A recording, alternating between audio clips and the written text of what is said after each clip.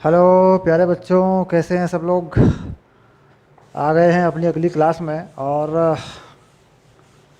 अगला टॉपिक है हमारा एकल झिरी। एकल झिरी यानी सिंगल स्लिट। सिंगल स्लिट यानी एक छिद्र कर दें और उससे प्रकाश गुजारें, यानी एक छोटा सा छेद करें और उसमें से प्रकाश जो है छेद में से पास करवाएं, गुजरने दें। तो कह रहा व्यतिकरण जिस प्रकार हुआ था, प्रकाश का पुनर्वितरण हुआ था उसमें, कहता ये भी घटना वैसी ही है जिसे हम कहते हैं विवर्तन। विवर्तन और व्यतिकरण में अंतर कर पाना मुश्किल है और वास्तव में कोई अंतर है भी नहीं। विवर्तन यह भी प्रकाश का पुनर्वितरण है, यह भी प्रकाश का पुनर्वितरण है, यानी प्रकाश तरंगों का पुनर्वितरण है। व्यतिकरण में भी हमने देखा कि प्रकाश तरंगों का पुनर्वितरण है। फर्क क्या है कि व्यतिकरण में हम दो स्रोत मान लेते हैं, दो आयताकार झिरी बना लेते हैं। यहाँ पर झिर्रियों की संख्या अनगिन है, यानी अनगिनत जिसे कहते हैं, वही गिनी नहीं जा सकती। अनगिनत झिर्रियाँ हों, बहुत सारे प्रकाशिक स्रोत हों और प्रकाश का पुनर्वितरण हो रहा हो, तो वही कहानी बनेगी। कहीं कहीं पे अंधेरा होगा, कहीं कहीं पे प्रकाश होगा, चीज़ वही बनेगी, उसी तरीके से बनेगी।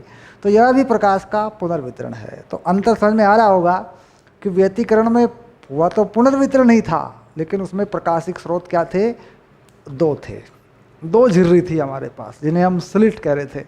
यहाँ पे क्या होगा कि प्रकाश स्रोत बहुत सारे हैं और प्रकाश का पुनर्वितरण हो रहा है। तो ये विवर्तन भी प्रकाश का पुनर्वितरण है और व्यतिकरण भी प्रकाश का पुनर्वितरण है। तरंगों के अध्यारोपण पर आधारित यह घटना है, यानी किसी बिंदु पर बहुत सारी तरंगें आगे मिलती हों, इसे कहते हैं अध्यारोपित होना, मिलना, जिससे परिणामी आयाम प्राप्त होते हैं। परिणामी आयाम प्राप्त होने से क्या प्राप्त होती है, परिणामी तीव्रता प्राप्त होती है, जो कलांतर या पथांतर, तरंगों में कलांतर या पथांतर के पदों में उस तीव्रता का मान कहीं कहीं पर बढ़ जाता है, कहीं कहीं पर घट जाता है। तो कुल मिला के तरंग प्रकृति, प्रकाश की तरंग प्रकृति को विस्तार से अच्छी तरह समझने के लिए यह प्रयोग है। जिस प्रकार व्यतिकरण का प्रयोग था, उसी प्रकार ये विवर्तन का प्रयोग भी है।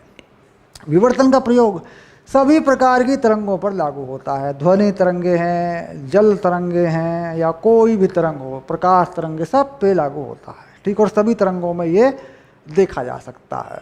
इसे भी कह देते हैं बेंडिंग ऑफ वेव। बेंडिंग बोल देते हैं बंकन, तिरछा होना। अगर हम तरंगों के रास्ते में कोई चीज़ लगा दें तो तरंग थोड़ी सी तिरछी होने लगती हैं, उनकी गति की दिशा थोड़ी सी बदलने लगती है, यानी कोई अड़चन होने की वजह से तरंग थोड़ी सी तिरछी होने लगती हैं। अगर आप किसी प्रकाश स्रोत के रास्ते में कोई अड़चन लगा दें तो उसकी परछाई आएगी, परछाई के केंद्र पर आपको थोड़ा सा प्रकाश दिखाई देगा, एक चमकीला बिंदु दिखाई देगा। इसका मतलब है कि तरंगें मुड़ी हैं। तरंगों का मुड़ना क्या कह देंगे, इसको विवर्तन कह देंगे, ठीक। तो कुल मिला के यहाँ घटना हो रही है विवर्तन पर। और विवर्तन कौन सा बिंदु है एनसीईआरटी में, ये है 10/6 और ये हो गया विवर्तन।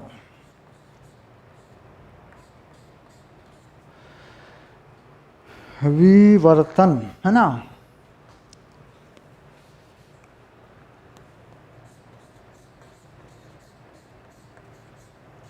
अंग्रेजी में बोलते हैं इसको डिफ्रैक्शन, ठीक। परिभाषा क्या है इसमें, क्या लिखेंगे परिभाषा, ठीक, कि यह भी प्रकाश का पुनर्वितरण है। प्रकाश के पुनर्वितरण कह देंगे, प्रकाश का, प्रकाश के बारे में कह रहे हैं तो प्रकाश का कह देंगे, प्रकाश का पुनर्वितरण, बस और कुछ नहीं।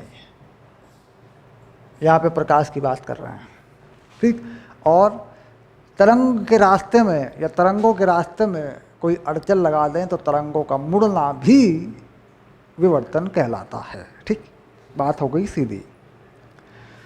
अब प्रयोग देखना चाहते हैं, मान लीजिए हम प्रयोग देखना चाहते हैं तो क्या करते हैं, मान लीजिए देखो इधर इधर मान लीजिए हम लगा लेते हैं एक पर्दा, ये पर्दा लगा लेते हैं, ठीक। और इधर से प्रकाश डालते हैं, ऐसे ये प्रकाश आ रहा है देखिए,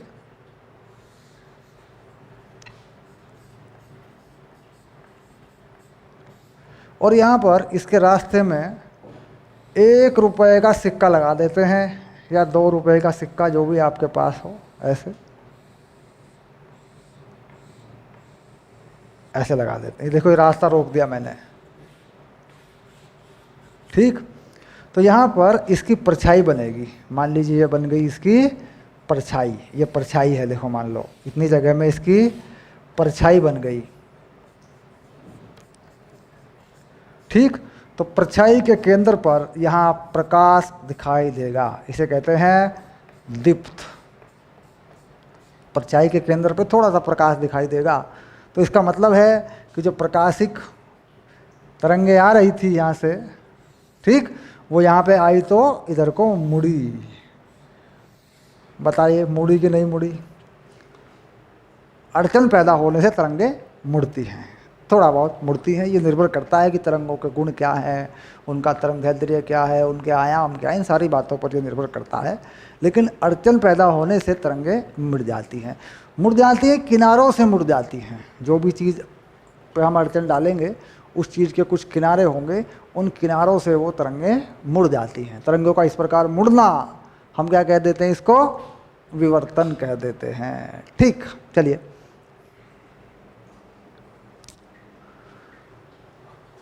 तो सामान्य सी परिभाषा हो गई।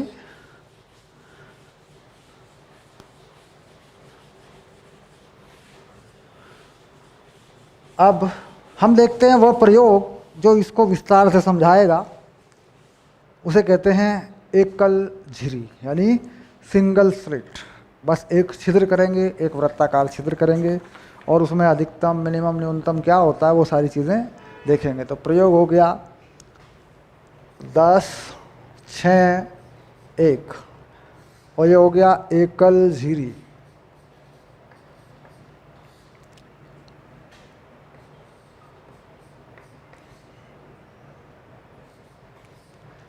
अंग्रेजी में बोलते हैं सिंगल स्लिट। सिंगल स्लिट यानी डिफ्रैक्शन। बस अब किताब वाली कोई बात नहीं, ये लो किताब मैंने रख दी।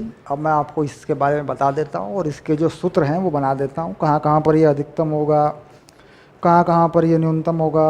और इसका एक नोट्स मिलेगा आपको अपने वीडियो लेक्चर के साथ में। नोट्स डाउनलोड करें, उसे पढ़ लें, ठीक। नोट्स पढ़ लेंगे तो पक्का याद हो जाएगा। याद करें, समझ में तो आना ही चाहिए, समझा तो मैं रहा हूँ अभी। नोट्स ले लें और नोट्स में से इसको ठीक से याद करें, परीक्षा के लिए इसको याद कर लें, ठीक। अब चलिए प्रयोग करते हैं। सबसे पहले क्या करते हैं, एक प्रकाश जो है एक एकल झिरी में डाल देते हैं। ये है एकल झिरी, ऐसे लिख देते हैं, ऐसे बना देते हैं। देखो इसको ऐसे, देखो ये एक वृत्ताकार छिद्र, और बाकी जगहों पे प्रकाश को रोक देते हैं, ठीक। अब ये प्रकाश जो है मुड़ेगा, ये प्रकाश तरंगे इस एकल झिरी के जो किनारा है, वृत्ताकार किनारा है, इससे मुड़ेगा। मुड़ेगा तो कुछ केंद्र की तरफ चलेगा, कुछ केंद्र से दूर चलेगा, इस तरीके से। तो इस एकल झिरी का जो व्यास है वह मान लेते हैं a के बराबर। एकल झिरी का व्यास a, एकल झिरी का व्यास, लैम्ब्डा प्रकाश की तरंग दैर्ध्य। ये दो बातें सामान्य है। जो प्रकाश यहाँ आपने यूज़ किया है यह उसका तरंग दैर्ध्य है, और ये एकल झिरी का व्यास है। अब सामने लगा देते हैं पर्दा। बिल्कुल साधारण सा प्रयोग है, कुछ भी इसमें झंझट नहीं है। ऐसे ये पर्दा लगा देते हैं और इसके केंद्र को मिलाने वाली रेखा पर्दे पर डाल देते हैं। इसे बोल देते हैं कि भाई ये केंद्र है, और ये केंद्र रेखा है जो जा रही है सीधे। ठीक, अब हम ये देखते हैं कि किस तरह का प्रयोगों के आधार पर कोई पैटर्न तैयार होता है, कहाँ पे लाइट ज़्यादा होती है, कहाँ पे लाइट कम होती है।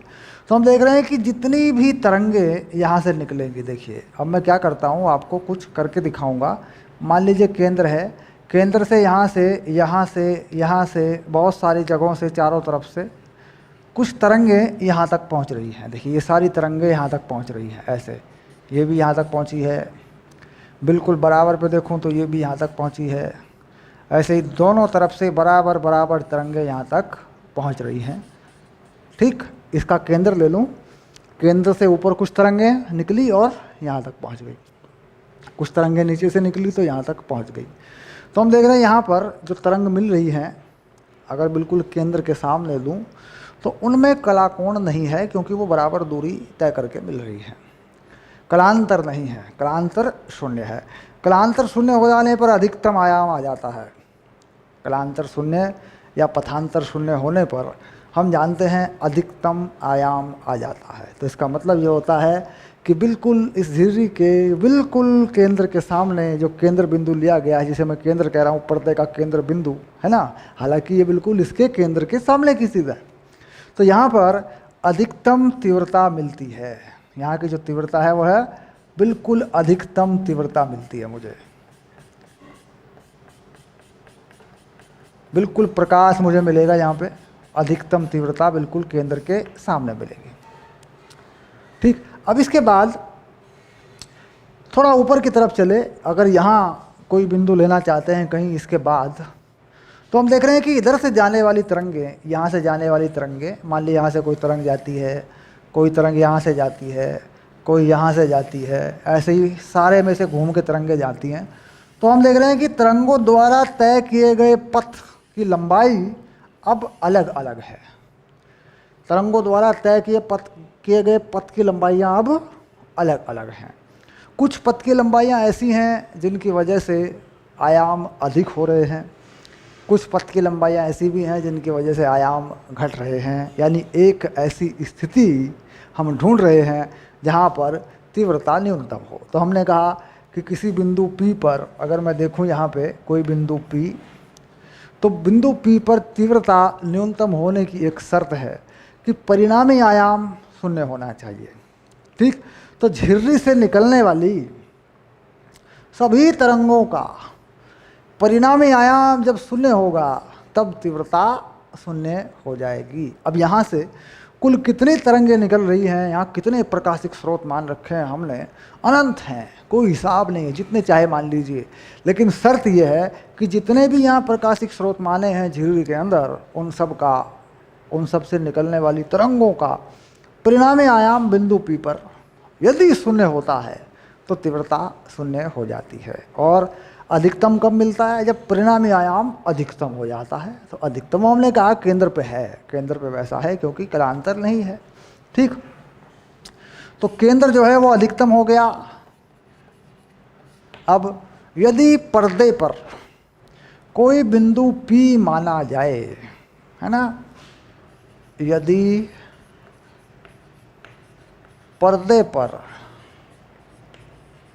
कोई बिंदु P माना जाए तो बिंदु P पर न्यूनतम तीव्रता प्राप्त होगी यदि झिर्री से आने वाली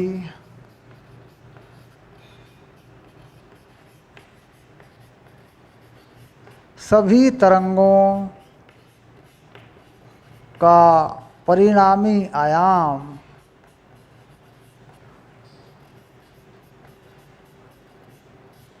शून्य होगा।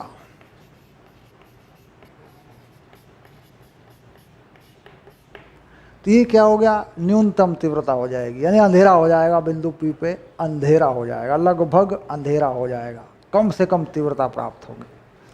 अब यह बिंदु P कितना कोण बनाएगा केंद्र रेखा से, ये देखना है कितने कोण पर होगा ये बिंदु P। देखो ये केंद्र रेखा है और ये बिंदु P है। देखो अगर इन दोनों रेखाओं को मिलाया जाए तो इनके बीच का ये कोण है, देखो ये रहा कोण, ये है वो कोण थीटा, यानी केंद्र रेखा और P के बीच में जो कोण है वो कितना है, थीटा। तो कम से कम के लिए प्रयोगों के आधार पर, ठीक, तो न्यूनतम तीव्रता के लिए, न्यूनतम तीव्रता के लिए, ठीक, ये जो थीटा है ये कितना है, n लैम्बडा बटे a, ये न्यूनतम तीव्रता के लिए, ठीक।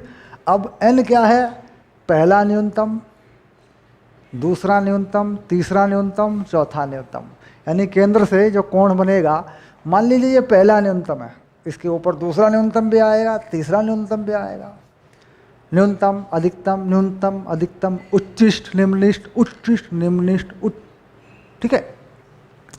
तो ये किसके लिए है, ये किसके लिए है, निम्निष्ट के लिए है। क्या लिखते हैं, निम्निष्ट, जहां n बराबर 1, 2, 3 आदि पूर्णांक हैं। n का मान शून्य नहीं लगा सकते क्योंकि शून्य पर कुछ नहीं है। अगर हम देखें यहाँ पे बिल्कुल केंद्र रेखा पे, तो यहाँ पे उच्चिष्ट है केंद्र वाला, जिसे कहते हैं सेंट्रल मैक्सिमा, केंद्रीय उच्चिष्ट, ये है केंद्रीय उच्चिष्ट है ये, तो केंद्र वाला अधिकतम है, केंद्रीय, अगर इसका नाम लिखें, यह है केंद्रीय उच्चिष्ट,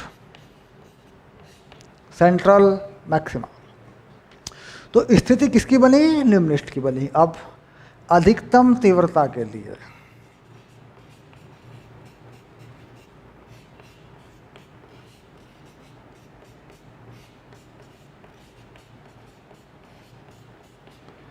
theta n plus 1/2 lambda by a, यानी n पे क्या है, निम्निष्ट है, और उसमें अगर आधा जोड़ दूं तो उच्चिष्ट हो जाएगा, यानी दो निम्निष्ट के बीच में एक उच्चिष्ट है। अब देखो जैसे मान लीजिए ये निम्निष्ट है, पहला निम्निष्ट, दूसरा निम्निष्ट, तीसरा निम्निष्ट, ठीक।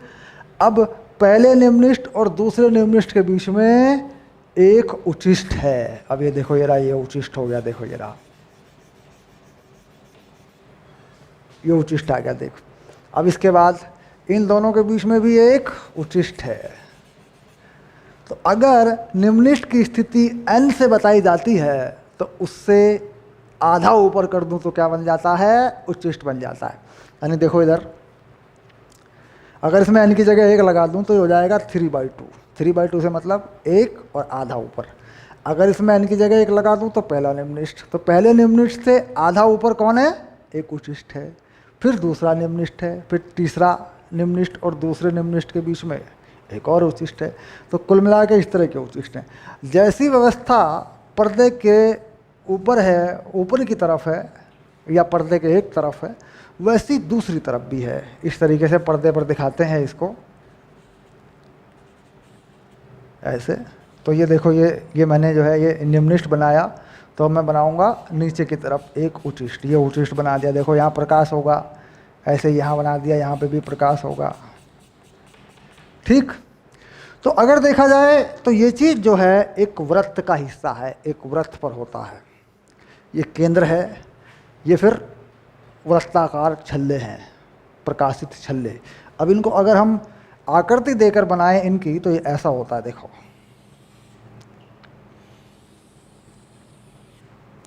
यहाँ पर मैं बना रहा हूँ केंद्र, ये केंद्र मैक्सिमा है, ये रहा, देखो यहाँ अधिकतम प्रकाश है। इसके बाद एक निम्निष्ट है, ये रहा, अंधेरा हो गया, देखो यहाँ से लेके यहाँ तक। उसके बाद फिर ये पहला उच्चिष्ट है, देखो यहाँ पे प्रकाश दिखाऊंगा मैं, ये पहला उच्चिष्ट हो गया, देखो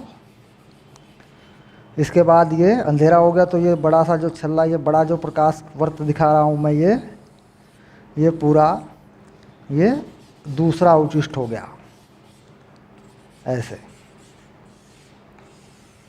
ठीक, ये है। यानी प्रकाश केंद्र पे, थोड़ा अंधेरा, फिर प्रकाश, फिर अंधेरा, फिर प्रकाश, फिर अंधेरा। ये जो छल्ले हैं, जो रिंग हैं, इन्हें कहते हैं न्यूटन के छल्ले। क्या कहते हैं इनको? न्यूटन के छल्ले, यानी न्यूटोनियन रिंग्स ऑफ डिफ्रैक्शन। और ये जो पैटर्न है जो डिफ्रैक्शन का है, इसे कहते हैं फ्राउनहोफर डिफ्रैक्शन पैटर्न। फ्राउनहोफर एक वैज्ञानिक का नाम है जिन्होंने बनाया था। इसे कह देते हैं फ्राउनहोफर डिफ्रैक्शन पैटर्न। और जो इसमें छल्ले हैं, जो प्रकाश है केंद्र पे, उसके बाद वृत्ताकार कम ज़्यादा जैसा कि दिखाया, ये है न्यूटन के छल्ले, यानी न्यूटोनियन रिंग्स हैं। खैर ये कहने की बात है, यहाँ ऐसा कोई शब्द नहीं है, ये तो मैंने बताया आपको। कहीं कहीं पर आप देखेंगे न्यूटोनियन रिंग्स क्या होती है, तो दैट इज़, आप थोड़ा कंफ्यूज हो सकते हैं कि भाई न्यूटोनियन रिंग क्या होती है न्यूटन को का भी कोई रिंग होता है क्या?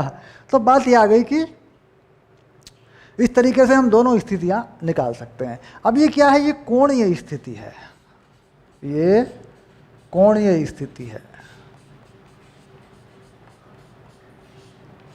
और है कहाँ से? झिर्री के केंद्र से। ये जो झिर्री है इसके बिल्कुल केंद्र से ये कोणीय स्थिति है। कितने कोण पर अधिकतम मिनिमम बनेंगे, बिल्कुल सामान्य सी बात है। अब इसके बाद हम इस कोणीय स्थिति को रेखीय स्थिति में बनाना चाहते हैं। ये तो कोणीय स्थिति हो गई, ये भी कोणीय स्थिति है। देखो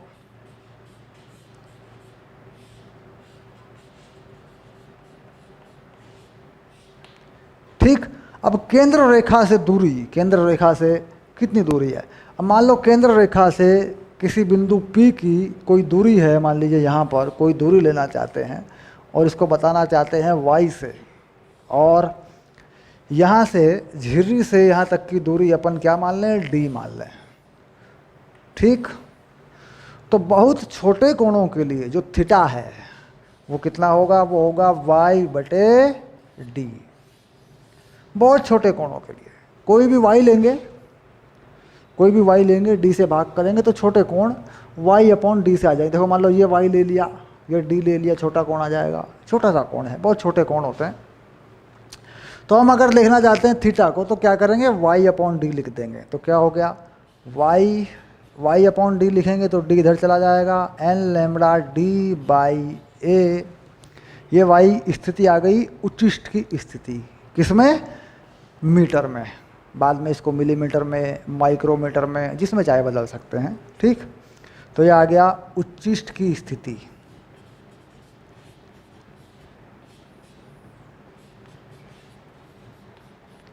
कौन सी स्थिति है? इसे कहते हैं रेखीय स्थिति। ये रेखीय स्थिति होती है, कोणीय स्थिति नहीं होती। यहाँ से निकाली गई दूरी होती है ये। भाई केंद्र रेखा से कितनी दूरी पर उच्चिष्ट होगा? पहला उच्चिष्ट, क्योंकि एक तो केंद्र पर ही उच्चिष्ट है, वो तो 0 पर ही है, उसकी तो बात ही खत्म हुई। इसके बाद उच्चिष्ट होगा, निम्निष्ठ होगा। ठीक, ये देखो मैंने यहाँ गलती की हुई है ना? मैंने उच्चिष्ट लिख दिया ना, तो उच्चिष्ट का लिखता हूँ मैं n+1/2, ये उच्चिष्ट हो गया। देखो अब दूसरा हो गया n(λ)d/a। समझ रहे हैं ना कि थीटा को y/d लिख दिया। हमने यंग के प्रयोग में भी ऐसा किया था। तो ये हो गया निम्निष्ठ।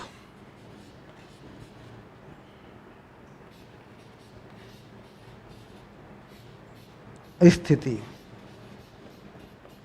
कैसी स्थिति? रेखीय। ये आ गया। ठीक, अब आई केंद्रिका की मोटाई। जो केंद्रिका है उसकी मोटाई कितनी है? ठीक, अब यहाँ लिख देते हैं, हटा लेते हैं इसको। ये न्यूटन के छल्ले तो आपने समझ ही लिया ही, तो कोई बड़ी बात नहीं है।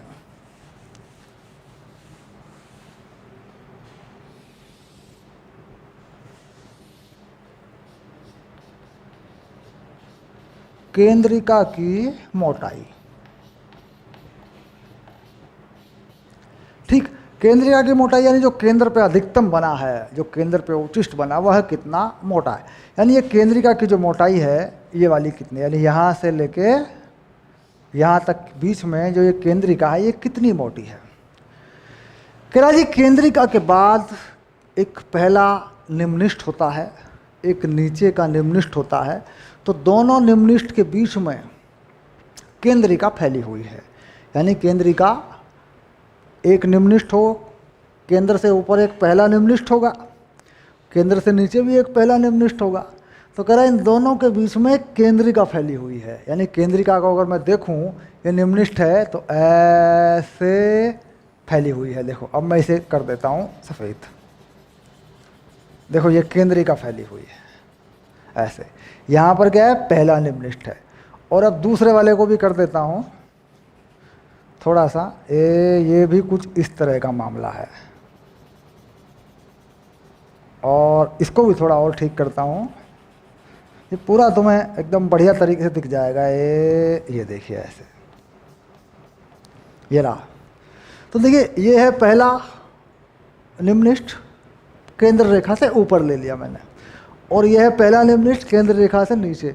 तो यानी दो पहले पहले निम्निष्ठ के बीच की दूरी ये होगी केंद्रिका की मोटाई। तो केंद्रिका की मोटाई कितनी हो गई, इसे क्या कहेंगे, 2 लैम्बडा डी बाई ए। क्यों, देखिए कैसे, यहाँ पे देखिए निम्निष्ठ की स्थिति, पहला निम्निष्ठ कहाँ होगा, एन की जगह पे 1 रखेंगे आप, तो लैम्बडा डी बाई ए होगा। ऊपर भी इतना ही, नीचे भी इतना ही। तो लैम्बडा डी बाई ए कौन सी दूरी है, ये है, देखो पहला निम्निष्ठ है तो लैम्बडा डी बाई ए ये वाली दूरी है, ये है लैम्बडा डी बाई ए। केंद्र से ऊपर की तरफ ये पहला निम्निष्ठ है, और नीचे की तरफ भी इतनी ही दूरी है, क्योंकि नीचे भी बिल्कुल उसी तरीके से ये व्यवस्था है, लैम्बडा डी बाई ए, ये बिल्कुल ये वाला है, पहला निम्निष्ठ है। केंद्र से जिस प्रकार ऊपर की तरफ है सारा मामला, उसी प्रकार नीचे की तरफ भी है। तो कुल मिला के केंद्रिका की मोटाई कितनी हो गई, lambda D by A, lambda D by A, तो ये हो गई 2 लैम्बडा डी बाई ए। ठीक, ये हो गई केंद्रिका की मोटाई। अब थोड़ा सा ठीक कर दें इसको,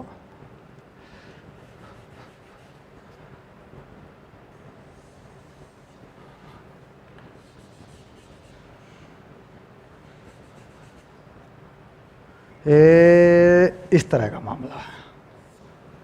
ठीक, यानी केंद्र पे तीव्रता अधिकतम है।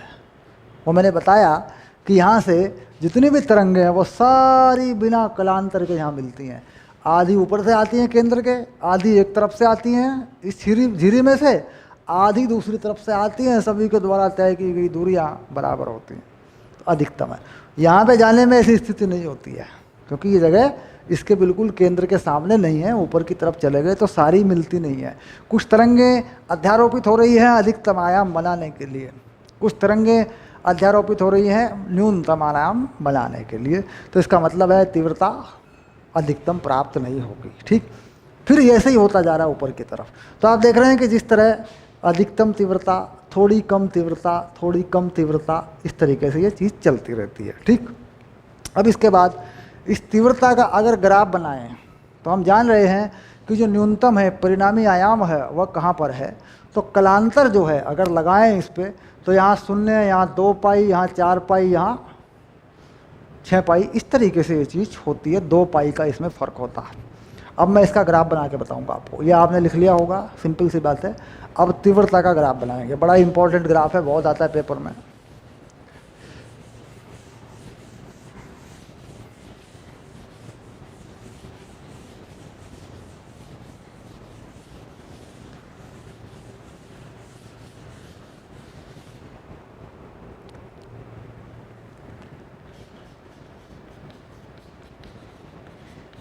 एकल झिरी पर्दे पर प्रकाश की तीव्रता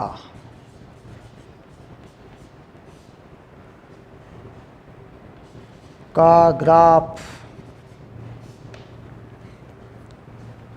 अब यहाँ पर थोड़ा सा ये बना लेते हैं, कुछ गिरा है ना।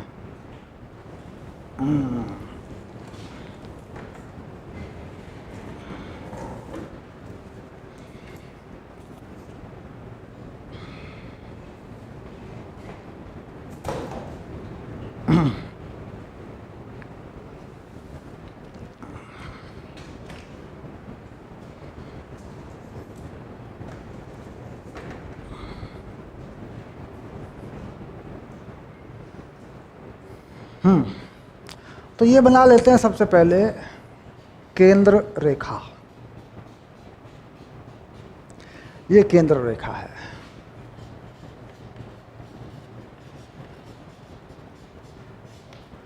ऐसे, ठीक। केंद्र रेखा से होकर गुजरने वाला ये बिंदु है। अब केंद्र रेखा इस तरफ लेंगे तो यहाँ पर ऊपर नीचे कलाकोण लेंगे। यहाँ पे कुछ कलाकोण है, 0 या 2 पाई 4 पाई इस तरीके से लेंगे। तो यहाँ पर इस तरफ बना देते हैं तीव्रता। ऐसा करते हैं जैसा कि पुस्तक में दिया है वही करते हैं। इसमें इस तरफ बना देते हैं तीव्रता, और ये केंद्र से पास होने वाली रेखा इसको बना देते हैं, ठीक। ये पर्दा बना देते हैं, पर्दा। ये पर्दा हो गया ऐसे, यानी ये हो गया पर्दा, और ये बिल्कुल केंद्र हो गया। और केंद्र रेखा ये हो गई केंद्र रेखा, जिस पे तीव्रता दिखा देंगे, ठीक। ये बना दिया केंद्र। अब इसके बाद कोण लेते हैं 2 पाई 4 पाई 6 पाई। 2 पाई 4 पाई 6 पाई यानी कलांतर है लैम्बडा के पदों में, 1 लैम्बडा 2 लैम्बडा 3 लैम्बडा, ठीक। यानी जहाँ पर परिणामी आयाम बिल्कुल शून्य हो जाए ये वो बिंदु हो गए। इधर भी लेते हैं 2 पाई 4 पाई और 6 पाई। अब ये जो 2 पाई 4 पाई 6 पाई है, इधर वालों को माइनस में ले सकते हैं या प्लस में ले सकते हैं, इससे कोई फर्क नहीं पड़ता। ऊपर वालों को मान लो मैंने प्लस में ले लिया, नीचे वालों को मैंने माइनस में ले लिया, ये कर सकते हैं, कोई बड़ी बात नहीं। कुल मिला के ये पर्दे से एक तरफ और ये केंद्र रेखा के एक तरफ ये है, एक तरफ ये है। तो तीव्रता का पैटर्न एक जैसा है, तीव्रता का जो तरीका है वो एक ही जैसा है। अब केंद्र पर अधिकतम तीव्रता प्राप्त होती है और यहाँ पर कम से कम तीव्रता प्राप्त होती है। तो ये तीव्रता का एक रफ ग्राफ जो है हम बना देते हैं पहले।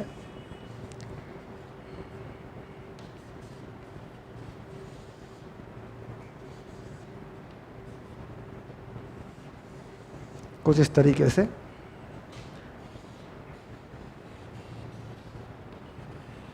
ये आ गया, देखिए ऐसे। तो यहाँ पर सबसे पहली बात यह है कि यहाँ पर जो तीव्रता प्राप्त होगी वो कुछ इस तरीके से होती है, फिर थोड़ा सा और फिर उठता है, यहाँ तक इसी तक आता है, यहीं तक आता है, थोड़ा ऊपर की तरफ जाता है, फिर ऐसे आता है, यूँ।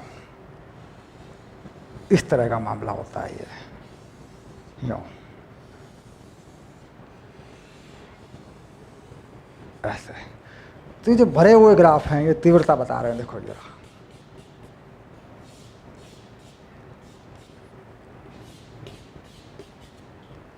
यहाँ पर भी बिल्कुल कुछ ऐसा ही मामला है।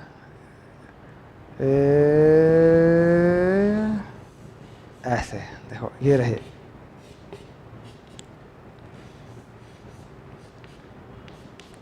इस तरीके से, और यहाँ पर भी ऐसे, और यहाँ पर भी थोड़ा सा इस तरीके से, ठीक। तो अधिकतम तीव्रता आप देख रहे हैं केंद्र पर होगी, ठीक। और यहाँ पर आप देख रहे हैं कि पूरी तरह पहला मिनिमा होगा, प्रथम। ये क्या है?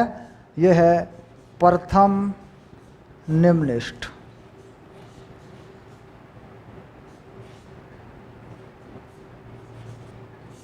ये रहा। और ये क्या है? ये है प्रथम उच्छिष्ट। ये वाला प्रथम उच्छिष्ट है। ये कौन सा है? ये है केंद्रिका या केंद्र उच्छिष्ट। उच्छिष्ट, ये केंद्र वाला उच्छिष्ट है। ये नहीं है प्रथम उच्छिष्ट, ये नहीं है। ये पूरा का पूरा केंद्र पे फैला है। केंद्र पे भी तीव्रताएं आपस में थोड़ी सी घटती बढ़ती हैं। ये बिल्कुल केंद्र पर है, उसके बाद थोड़ी कम होते होते बिल्कुल मिनिमम प्राप्त हो गया, कम से कम प्राप्त हो गया, फिर एक बार फिर हुआ, फिर एक। तो आप देख रहे हैं कि तीव्रता घट रही है। ठीक, अब ये तीव्रताओं का घटना कैसा है? मान लीजिए यहाँ पर अधिकतम तीव्रता I0 है, तो यहाँ पे कितनी होगी? यहाँ पे तीव्रता कितनी होगी? जो कोण है, कोण के हिसाब से देखा जाए या कोणों के हिसाब से लगाएं, तो ये क्या होता है कि 3 पाई 5 पाई इस तरीके से होती है। ठीक, तो ये हो गया I0 बटे 3 पाई का स्क्वायर, और ये हो जाएगी I0 बटे 5 पाई का स्क्वायर। इस तरीके से देखो कितना कम हो गई है। देखो I0 बटे 3 पाई का स्क्वायर, 5 पाई का स्क्वायर, इस तरीके से चलता रहता है। देखो यहाँ पे कितना है 2 पाई, यहाँ पे कितना है 3 पाई, यहाँ 4 पाई, यहाँ कितना है 5 पाई। तो जो कला कोण है उसका स्क्वायर नीचे रहता है इस तरीके से। केंद्र पे कितनी मानी है I0, तो यहाँ पर भी कितनी लिख सकता हूँ मैं, बताओ? यहाँ पर भी मैं लिख सकता हूँ I0 बटे 3 पाई का स्क्वायर, यहाँ पे कितनी I0 बटे 5 पाई का स्क्वायर। तीव्रता इस तरीके से कम हो रही है, यानी पहले बार में तीव्रता कितनी कम होगी? यहाँ पे 3 तिया 9, लगभग 9 गुना। अगर पाई को छोड़ें, मान लीजिए पाई को छोड़ें, यहाँ पाई, जो कि पाई तो यहाँ पर भी है, एक अनुपात बनेगा, तो यहाँ पे कितना जाएगा 25 हो जाएगा। तो इस तरीके से एक विषम संख्या नीचे रहती है, या फिर ये मानिए कि पूरा कला कोण नीचे रहता है। देखो यहाँ से यहाँ तक कितना 2 पाई, यहाँ से यहाँ तक कितना 3 पाई, तो देखो 3 पाई का वर्ग नीचे आया है। जितनी तीव्रता यहाँ है उसका यहाँ पर इतना है, उसका यहाँ पे इतना है। तो कुल मिला के ये एक तरीका है। तो तीव्रता का ग्राफ याद रखें इस तरीके से है, ये सबसे इम्पोर्टेंट चीज़ है। एक इसमें अधिकतम या न्यूनतम कहाँ होते हैं, यानी उच्चिष्ट और निम्निष्ट कहाँ होते हैं, उनकी स्थिति कैसे बताई जाती है, ये याद रखें। बस यही है विवर्तन। ठीक, केंद्रिका की मोटाई का सूत्र ये है, इसे पक्का याद रखें। ठीक, कोणीय स्थिति कहाँ पर है और रेखीय स्थिति कहाँ पर है, उसके सूत्र मैंने बना लिए दोनों। ठीक, उन्हें याद रखें। कुल मिला के 5 सूत्र हो गए। देखो, उच्चिष्ट की कोणीय स्थिति और रेखीय स्थिति 2 हो गए, निम्निष्ट की कोणीय स्थिति और रेखीय स्थिति 4 हो गए, और केंद्रिका की मोटाई 5 हो गए। 5 फार्मूले हो चुके हैं। एक ये ग्राफ है, सिंपल सी बात है, और ये छोटा सा चित्र है। ठीक, समझाने के लिए मैंने ऐसे बता दिया। इसमें लिखना क्या है, लिखना भी यही है, लिखना कुछ अलग से नहीं है, बस उसका मैंने नोट्स बना दूंगा मैं आपका 2 पेज में, आप उसे याद कर लेंगे। समझ में आ जाना चाहिए, याद करने में कोई दिक्कत नहीं है, लिख के देख लेंगे पक्का याद हो जाएगा। ठीक, तो एकल झिरी विवर्तन फाइनल। चलिए मिलते हैं अगले टॉपिक में। ओके।